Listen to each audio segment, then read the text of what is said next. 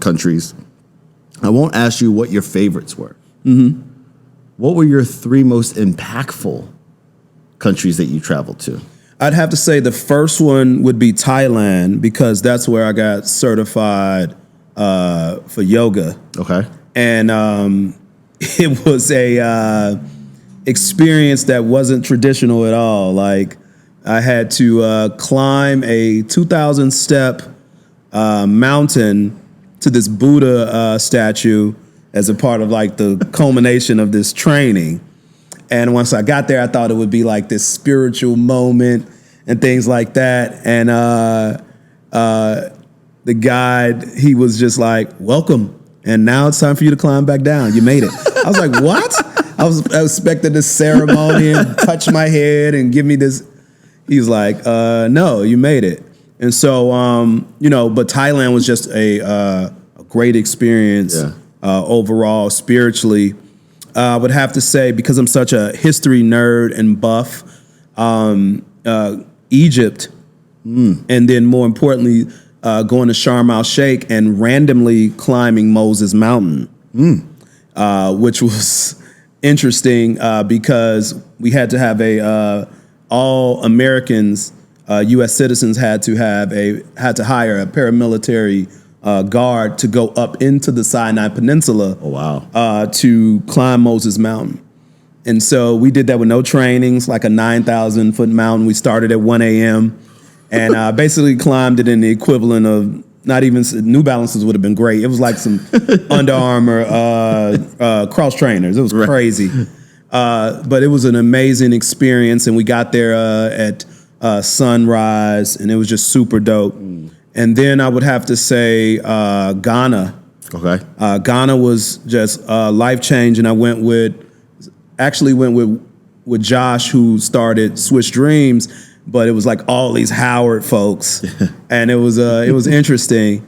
And one of the things that happened on that trip was really seeing the culture for the first time. Like, a lot of the things that we have in the States that we think are just colloquialisms and just happenings are part of our lineage and our culture. Mm-hmm. I remember all the ceremonies that we had.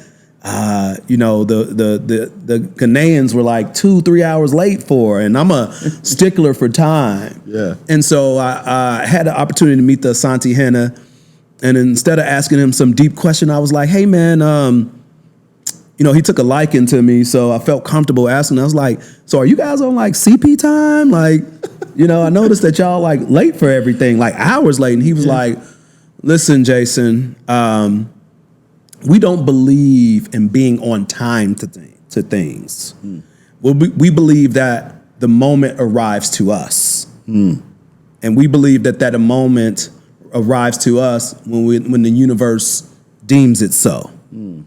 And so we don't believe in being on time to things. Like, the moment the ceremonies arrive, time comes to us. It comes to us. And so that was something that I took away that was life-changing. Like, these moments, I could be as prepared as I want to be, walking into Nike or linking up with Rich Paul or Calvin Andrews or Jerry Lorenzo. But the moments arrive when the universe deems it so. Yeah. And so those would probably be the 3 countries that were the most impactful. Yeah. And then like second would probably the second tier would probably be Brazil, Tanzania, because we adopted a school in Tanzania, the Integral Secondary School, and we built them a girls' dorm as well as a cafeteria. So Tanzania will always be very special, and we got attacked by an elephant as well.